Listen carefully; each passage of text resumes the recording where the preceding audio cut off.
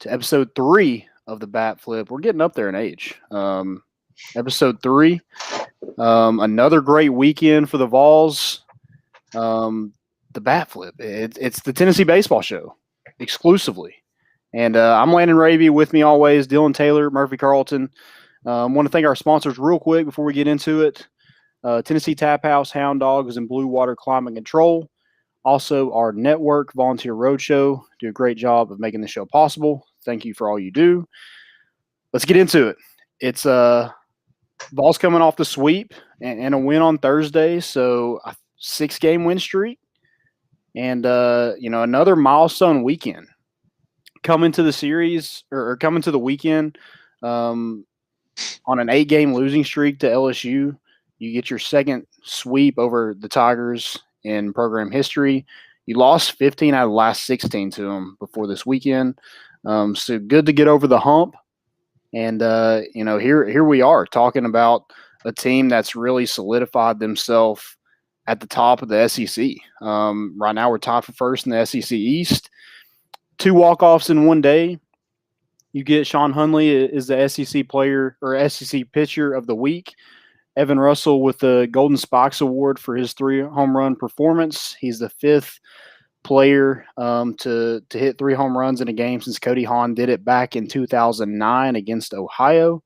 We'll go Keys, South Little Cherokee alum, Cody Hahn. So I want to mention that in there. So guys, let's get everybody's take on this great weekend to be a Tennessee Vol. Murphy, I'll start with you. Yeah, I mean it was a great weekend. You definitely love to see your team get big wins like that. I don't think you could have asked for a more entertaining series, personally. I mean, each game had its special moments and special things about it from the Tennessee perspective. I love seeing the quotes from the LSU head coach. Don't know if you guys saw that today. I'm sure we'll touch on that eventually, but those were interesting to say the least. But yeah, great baseball weekend. If you're not already watching this team, you definitely need to tune in because it's a fun team to watch. And I really wanted to mention the video Vitello did before the series started, asking people to come out to the games. I don't think you're seeing any other head coach of a program anywhere doing things like that. And I just think that that's really awesome for him to do that, to bring some deserved attention to this program, because those guys deserve the whole stadium to be packed because they play their hearts out every single weekend. So, and every weekday as well. So love what we saw out of the Vols this weekend for sure. Dylan, what you got? Yeah, I liked what Murphy said. A lot of fun for the home opening SEC series.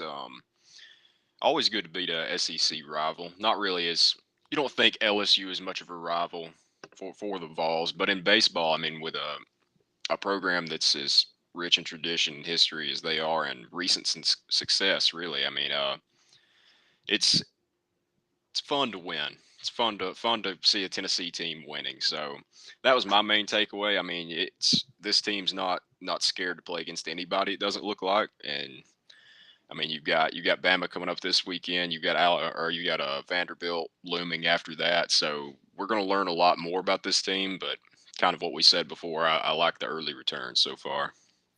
Yeah, and Murphy, you mentioned Vitello, and I think I said it last week, but this team continues to form as their head coach. You know, they're scrappy, aggressive.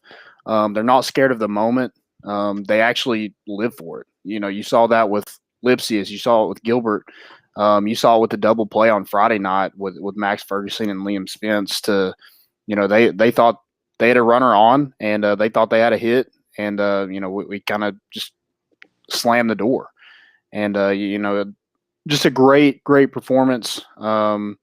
Who's some people that really impressed y'all this week, kind of individually? Dylan, I'll start with you on this one. For mine, I guess I'm kind of double dipping into what our MVPs, if we talk about them later of the series. It was Chad Dallas to me. I mean, he's kind of the off the radar pick for guys that stood out in a series, especially when you look at like Saturday that had as much offense as it did. You look at Friday night, and I mean, he had 7 innings. I think he had 5 hits, only 1 run given up, and 11 Ks. I mean, from a guy that's not normally really your your lean to on sitting guys down. He's kind of more your steady ace. We've mentioned that before. But Chad Dallas just really impressed me. I mean, I think that game kind of set the tone for the rest of the series. Now, I mean, you had the close call there on Saturday and Sunday, really, but I mean, it's like I said just a minute ago, we kind of wondered how this team would respond with adversity, but Friday night you didn't have any of that. Chad Dallas came out and I mean, he dominated really over the lineup that had the most home runs in the country, and we saw their power later on. But you didn't see that when Chad Dallas was in there. So big shout out to Cheese. Cheese, yeah. Murph, who impressed you individually? I'd have to say the obvious for me was Evan Russell at the plate. I mean, the dude's seeing a beach ball right now, and it's weird that it seems like there's a couple different guys that get hot together at different times. Like certain guys will get hot and then they'll kind of cool off a little bit. Like with Beck at the beginning of the year, he was as hot as they come, and then kind of cooled off a little bit, and then other guys pick up where they left off. So you never really know who's going to get hot with this team, but I think he said it in a quote after that 3 home run game where he said that he's just seeing the ball well, felt comfortable in the box, and put good swings on it. So you love to see that out of him, especially being a senior, being able to lead these young guys. So huge weekend out of him. And then a guy I did want to mention who I really liked what I saw out of in the game this week was Kyle Booker at the plate. Dude's got a really nice swing. I like his mechanics at the plate. Real smooth to the ball, gets the head of the bat out there, and he's great in the outfield defensively as well. So wanted to give him a shout out as well. Yeah, he definitely turned some heads. I was actually there on Tuesday night, and if somebody's not performing in the outfield, Kyle Booker's right there to take your spot. With that performance on Tuesday, and I like how you mentioned that people kind of pick up. If somebody's not performing, people are there to pick them up. Tennessee's just getting a lot of production from a bunch of different people, and it's not the same guy night in and night out. I think last Tuesday, Trey Lipscomb had a great game. This Tuesday it was Kyle Booker. Jake Rucker had a good game. You saw Lipsius, perform. Evan Russell. Friday night he was. I looked at one point he was batting. His batting average was 160, and then the next night he hits 3 home runs. So any guy has that switch that they can turn it on at any point in time, and I think that's what makes this team so special. And I just love the atmosphere. You talked about Vitello kind of trying to gauge that interest and get more people in the stadium. And man, it's electric. I mean, on that deck on the first baseline, it's lined up shoulder to shoulder all the way down that fence. And the legends of Lindsey Nelson continue to really have a hand in the game. Trey Morgan, I was there Friday night, and Trey Morgan, dude's a stud, but Friday night he just wasn't having it. And, a lot of that had to do with the legends of Lindsey Nelson. As soon as he stepped in the batter's box, they're on him. Every time he took a step, they're on him. And you heard Paul Maneri kind of whine and about the umpires and the calls and Tennessee fans being nasty, but that's if you get opposing head coaches talking about you and complaining about it, you made it. You're there. You're competitive in the SEC, and I think that's what's different. It feels like in the last couple of years, Tennessee's just competitive in the SEC, and you see that a lot with this team. So we'll go MVP. I know we kind of talked about it a little bit, but we'll select an MVP. Murphy, I'll start with you.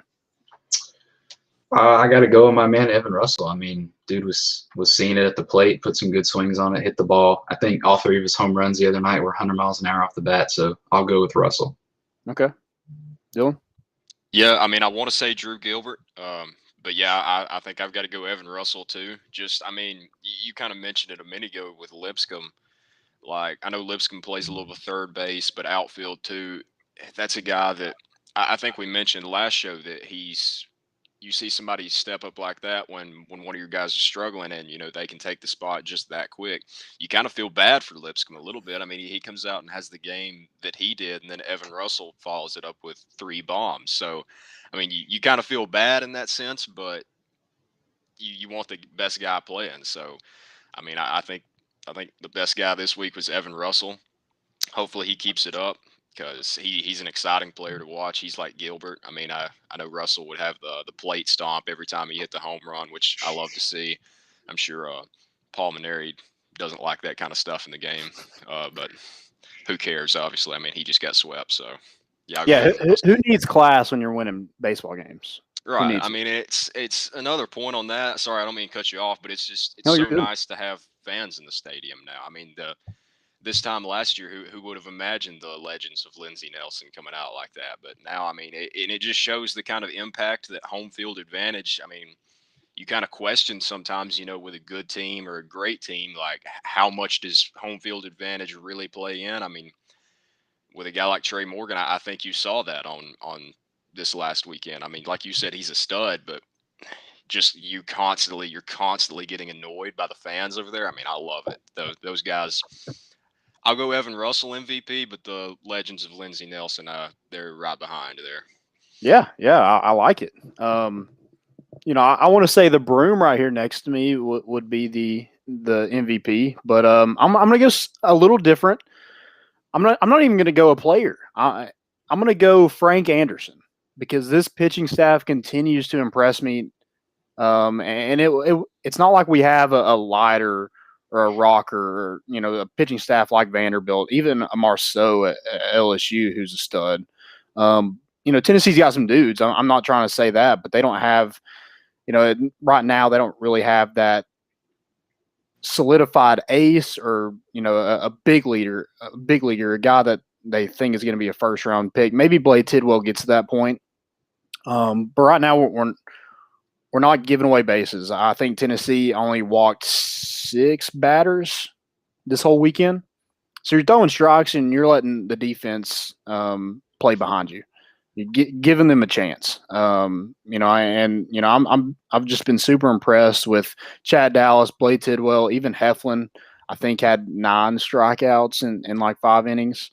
And then Sean Hunley pitched in every single game this past weekend and was SEC co-pitcher of the week, which, whatever. That's out there nowadays. Yeah, that's another discussion for another day. But if you're coming in the 9th and pitching the way he pitched, and and when the game's as tight as it is, I just don't know how you're co-pitcher of the week. But hey, whatever. Right. You got the honor. So I'm gonna go Frank Anderson just because he's got these pitchers. Jake Fitzgibbon had a great game the other night. Only pitched like 3 1/3, I think, but was dominant and just kind of took control over that game on Tuesday night. And that's a freshman that we kind of mentioned 2 freshmen in that game that really were the, I guess, MVPs of that game, and Kyle Booker and Jake Fitzgibbons. So they kind of solidified themselves to get some more playing time. Maybe they get a look on a weekend night or something like that. So biggest strength. This is kind of new. I kind of just put this on you guys, kind of on the spot. So I do apologize, but I do want to mention who, or I do want to kind of get y'all's take on what's Tennessee's biggest strength with this baseball team. Dylan, I'll start with you. Coaching, I think. I mean, I think it's pretty obvious that what's occurred in Lindsey Nelson Stadium the last 3 years is all kind of linked to one man. I mean, you mentioned Frank Anderson too, not doubting him, or our boy Kivett, but I mean, you just see not only flipping the talent. I mean, getting guys in that are top prospects now, but getting every position to perform. So I mean, it's you want to go with a player, and I mean, you've seen the lineup can be a strength. You've seen when the lineup's not really there, you can see the starting pitching with Tidwell, Dallas. So, I mean, it's hard to pick just one, but I think I'd have to go coaching, honestly. Yeah, it's hard to disagree with. Murphy, what's your biggest strength for this baseball team? I was gonna say leadership, just kind of bouncing off of, or picking up where he left off. I think the leadership of this entire program, starting with Vitello and then trickling down through the coaches, is the biggest thing that's led Tennessee to where they are now as a baseball program. But from a baseball standpoint, I'll go I think the biggest strength is the offense because there's just so many different weapons throughout the lineup that you can plug in. I mean, we've talked about a couple of guys here who, if they, maybe were on a different team, they'd be starting every single game during, on weekends. Kyle Booker, Lipscomb, those kind of guys. So you just have a ton of depth. You have a ton of guys stepping up whenever they are needed. And if it's not one guy, it's another guy. So, and that's not to say the pitching isn't a strength. I just think if you look at the team as a whole, the offenses and that lineup is just too dangerous. You're going to have a hard time getting through it from 1 to 9. Yeah, and kind of, leadership has got to be like, that's the obvious answer. Leadership, Right. coaching, it's, what everything else kind of comes from that. I'm going to say this team doesn't shy away from the moment. When adversity hits, when LSU kind of came back, got a lead, Tennessee didn't fold. They weren't scared of LSU when they came in here with Marceau and, Trey Morgan and some of those guys. I think Sean Hunley said it before one game. It was just like, when 3 years ago when I was a freshman, it was like, yeah, it's like, wow, we get to play LSU this weekend. And now it's like, oh yeah, we're playing LSU. Like you're there. Like you've gotten to the point where, everybody's on a level playing field. You're not trying to have your best game and hope, a really good SEC program has a bad day or something like that. So I'm going to go they don't shy away from the moment. They're scrappy. LSU out-hit us in the series 31-20. And, in Saturday's game, they out-hit us 17-10. And Tennessee was still able to come away with a sweep and a victory on Saturday in 11 innings. Thank you, Drew Gilbert, for that. And you saw the power. They hit 5 home runs, but Tennessee was able to match that and hit 4 of their own. And thank you, Evan Russell, for hitting 3 of those. But, it came. And so you weren't scared of LSU. They are a historic program, but you weren't scared. And I don't think Tennessee's scared of anybody. And I don't think you could say that, 4 or 5 years ago. No, so I mean, I definitely, it's what I kind of mentioned earlier. I think, Landon, you've mentioned it before. The team takes on the personality of their head coach, and I don't think you've ever seen a better example of it than Tony Vitello with this team. I mean, I know Paul Maneri thinks they're a little bit cocky, and maybe they are, but I mean, if you're sweeping SEC series, then you can be as cocky as you want till somebody knocks you off. So exactly. I mean, yeah. So Murphy, do you have anything else to add to any of that? I mean, I was also going to mention that the team always seems like they are fundamentally sound when it comes to a lot of different aspects of the game, not just in the, when I think of being fundamentally sound, I think of being, out in the field and not making errors, but they just do the right things on the baseball field. And I think that is another thing to go along with the coaching. They have them well prepared each game. They're not going out there not knowing what they need to be doing, what they're expected of. And it just kind of speaks to the leadership of the program. So just wanted to throw that in there. Yeah, kind of the difference in this series to me was base runners. We've kind of mentioned how, Tennessee gets a lot of base runners, but, leave a lot of guys on base. And maybe that's going to happen when you draw 19 walks in a series. You're going to leave some guys on base, but the fact that they're able to get deep in counts, I think Marceau, we made them go to the bullpen in the 6th inning. He only got to throw 5 innings. We got his pitch count up. We got him deep into some counts. We got great at bats, drew some walks. We're going to give up some strikeouts in those deep counts, but, we're going to draw some walks, get runners on, and just kind of play small ball from there. And, we have the power to bring those guys around, but we also, can run. We're athletic and, just scrappy. That's the best way to put this team is just scrappy. So heading to Tuscaloosa, gross. But when you see their SEC record, and it's 1-5, so it's not great. But the fact that they played Arkansas and Ole Miss, it's just like, yeah, maybe they're not as bad as their record is, because those are 2 of the top 3 teams in the country. and they did beat. They're on a 5-game losing streak in the SEC. I think they beat Arkansas the first game 16-1. So they have that potential to be a really good baseball team to put up runs. But I think Tennessee's rolling right now, and I just don't see it really slowing down. What do you guys think?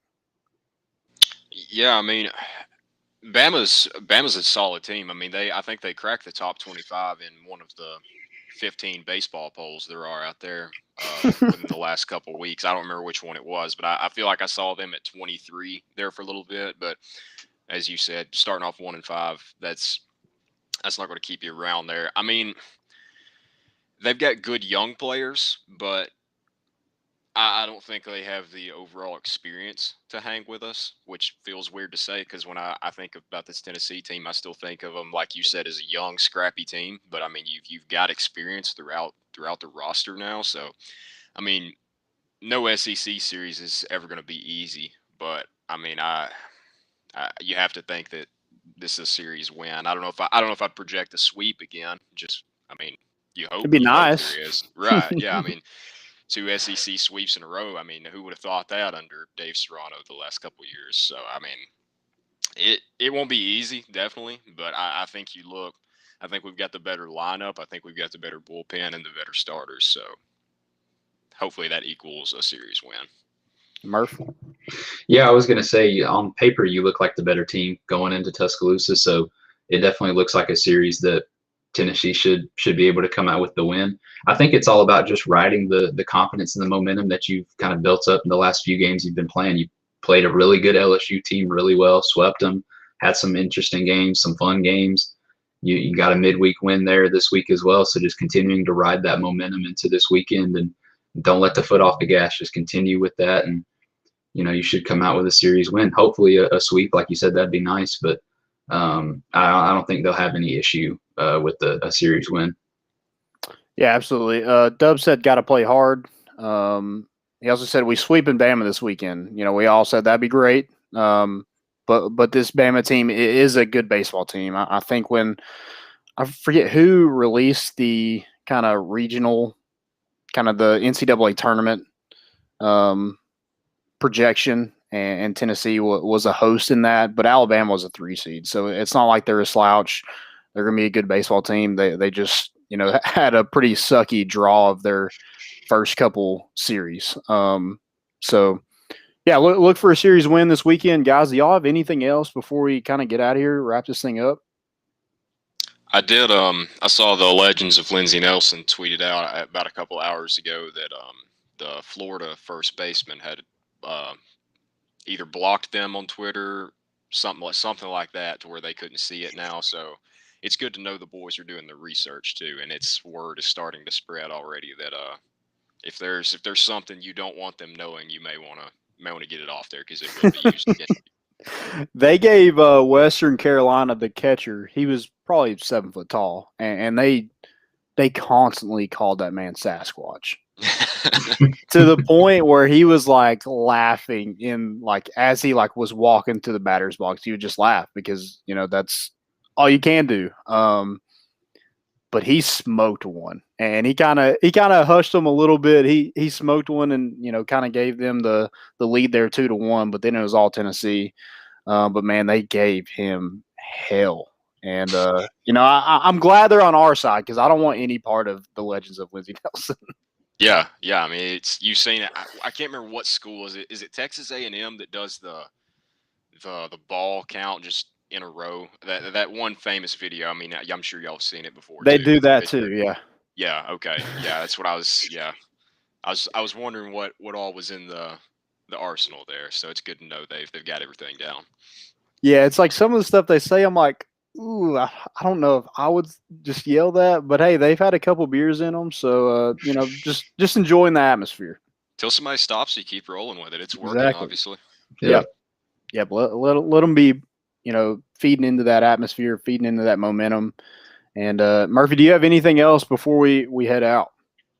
No, I think we've covered it all. I'm interested to see how this Tennessee team's going to, ride that sweep and then the midweek win into Alabama, and hope they can play well and keep that confidence and momentum going. Absolutely, guys. Well, it was great to see you guys. Y'all take it easy. We really appreciate y'all tuning in. Go Vols, and y'all have a great week.